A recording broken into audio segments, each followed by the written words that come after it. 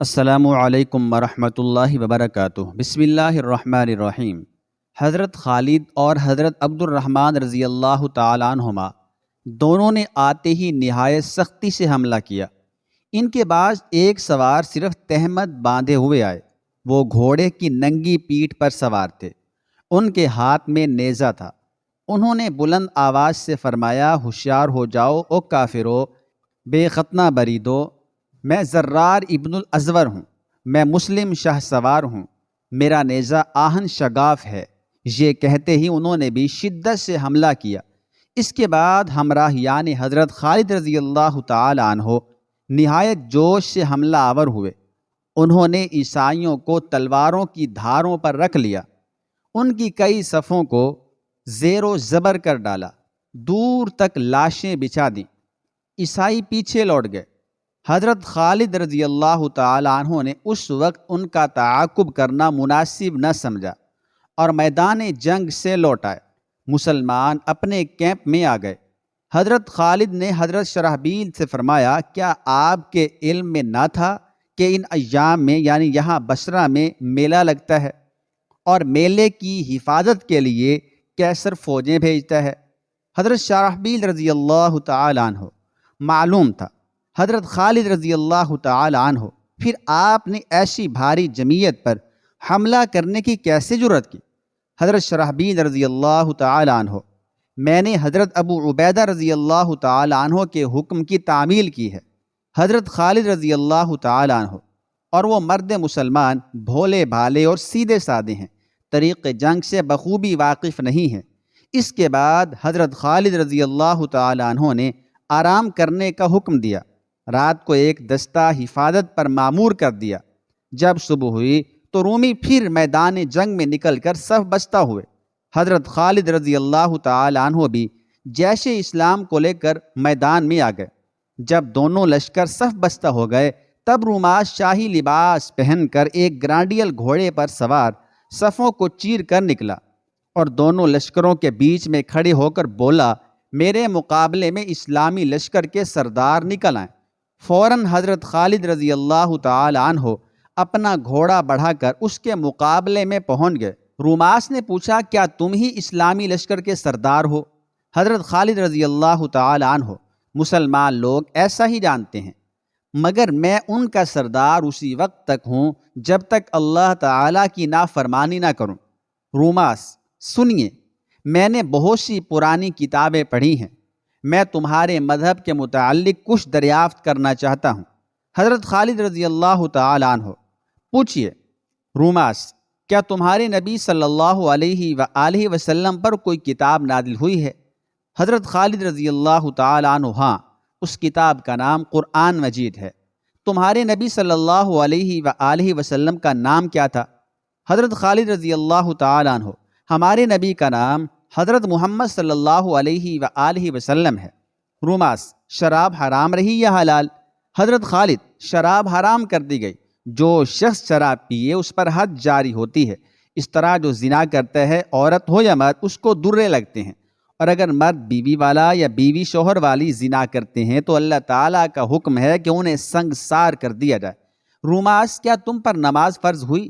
حضرت خالد رضی اللہ تعالی عنہ، ہاں، 5 وقت کی نماز فرض ہوتی ہے۔ روماس، اور حج؟ حضرت خالد رضی اللہ تعالی عنہ، ہم لوگ خانہ کعبہ کا حج کرتے ہیں۔ روماس، اور جہاد؟ حضرت خالد رضی اللہ تعالی عنہ، جہاد بھی فرض ہے۔ ہماری پرانی کتابوں میں یہ سب باتیں لکھی ہیں۔ تمہارا مذہب سچا ہے۔ حضرت خالد رضی اللہ تعالی عنہ، تو پھر تم مسلمان کیوں نہیں ہوتے؟ روماس، مجھے خوف ہے کہ اگر میں مسلمان ہو گیا تو میری قوم مجھے اور میرے اہل و عیال کو مار ڈالے گی۔ میں چاہتا ہوں کہ میری ساری قوم مسلمان ہو جائے، لیکن دریحان جو میلے کی حفاظت کرنے والی فوج کا سردار ہے قوم کو ورغلا رہا ہے۔ میں یہاں سے واپس جا کر قوم کو سمجھاؤں گا۔ یہ کہہ کر روماس نے واپسی کا قصد کیا۔ حضرت خالد رضی اللہ تعالی عنہ نے فرمایا، اگر تم بغیر لڑے واپس جاؤ گے تو قوم شک کرے گی، بہتر ہے لڑو تاکہ کسی کو شک نہ ہو۔ دونوں نے لڑائی شروع کی۔ کچھ وقفے کے بعد حضرت خالد رضی اللہ تعالی عنہ نے سختی سے حملہ کیا اور روماس بھاگا۔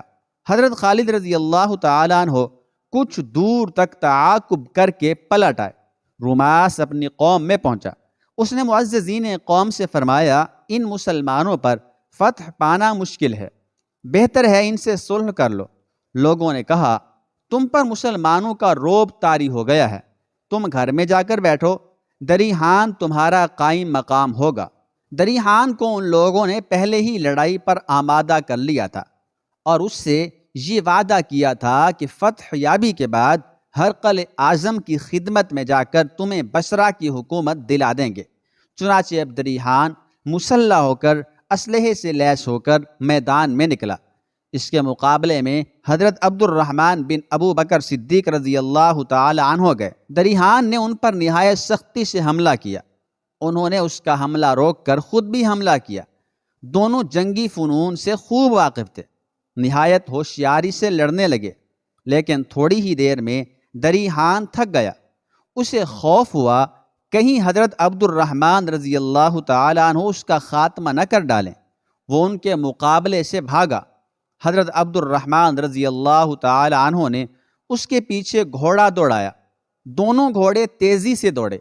دریحان کا گھوڑا تیز دوڑنے والا تھا، وہ دریحان کو بچا لے گیا۔ جب وہ اپنے لشکر میں پہنچا تو لوگوں نے اس سے پوچھا، تم کیوں بھاگ آئے؟ دریحان نے جواب دیا، اگر میں بھاگ کر نہ آتا تو مار دیا جاتا۔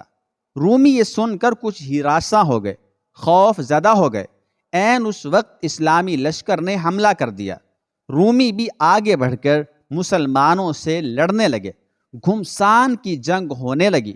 مسلمانوں نے بڑی پھرتی سے رومیوں کو قتل کرنا شروع کر دیا۔ انہوں نے ان کی لاشوں سے میدان جنگ کو بھر دیا۔ رومی گھبرا کر بھاگے اور قلعہ میں گھس کر فصیل پر جا چڑھے۔ انہوں نے فصیل کے اوپر سے تیروں اور پتھروں کی بارش کر کے مسلمانوں کو، جو قلعہ پر دھاوا بولے بڑھے چلے آ رہے تھے، روک دیا۔ حضرت خالد رضی اللہ تعالی عنہ نے اس وقت لڑنا مناسب نہ سمجھا۔ وہ بمائے اپنے لشکر کے پلٹ آئے۔ جب رات ہوئی تو حضرت خالد رضی اللہ تعالی عنہ نے حضرت عبد الرحمن بن ابی بکر صدیق رضی اللہ تعالی عنہ کو 100 سوار دے کر لشکر کی حفاظت پر مقرر کیا۔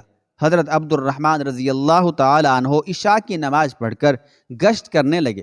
یہ لوگ قلعہ کی طرف گشت کر رہے تھے۔ رات کافی اندھیری تھی، ابھی 1/3 رات گزری تھی کہ دفعتاً ان کے گھوڑوں نے کنوتیاں کھڑی کیں اور ہنہنانے لگے۔ حضرت عبد الرحمن رضی اللہ تعالی عنہ نے فرمایا، معلوم ہوتا ہے کہ کوئی غیر شخص ہم سے قریب ہے۔ اسی وقت ایک سوار نمودار ہوا۔ حضرت عبد الرحمن رضی اللہ تعالی عنہ اسے گرفتار کرنے کے لیے اس کی طرف جھپٹے۔ اس سوار نے کہا، نرمی اختیار کرو اے عربی برادر، میں بصرہ کا حاکم روماس ہوں، تم مجھے اپنے سردار کے پاس لے چلو۔ حضرت عبد الرحمن رضی اللہ تعالی عنہ روماس کو لے کر حضرت خالد رضی اللہ تعالی عنہ کی خدمت میں آئے۔ روماس نے ان سے کہا، میری قوم مجھ سے بدظن ہو گئی، اس نے مجھے مار ڈالنے کی دھمکی دی ہے۔